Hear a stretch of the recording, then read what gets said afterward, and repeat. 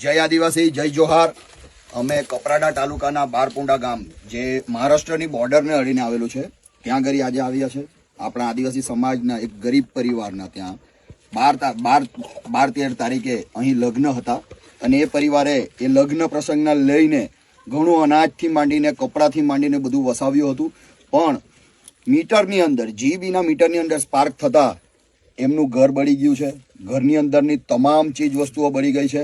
તમે જોઈ શકો છો તો અનાજ ડરવાની જે ઘંટી આપણી આવે ને એનો પટ્ટર પણ ફાટીને તૂટીને બ્લાસ્ટમાં આખો એ થઈ ગયો છે. તો તમે આ કલ્પના જોઈ શકો છો કે આ આગ કેવી ભયાનક હોય.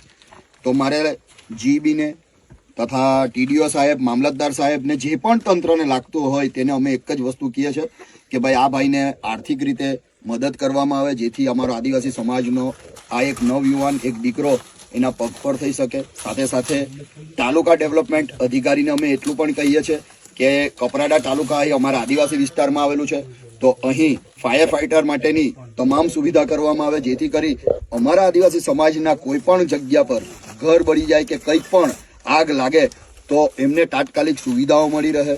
આ અમારી એક પ્રબળ માંગ છે, જેથી કરી અમારા આદિવાસી વિસ્તારના લોકોના જીવની સાથે સાથે એ લોકોની ઘર વખરી પણ બચી શકે અને અમારા આદિવાસી સમાજના આ દીકરાને પૂરેપૂરો ન્યાય મળે, એ જ અમારી માંગ છે. જય આદિવાસી, જય જોહાર.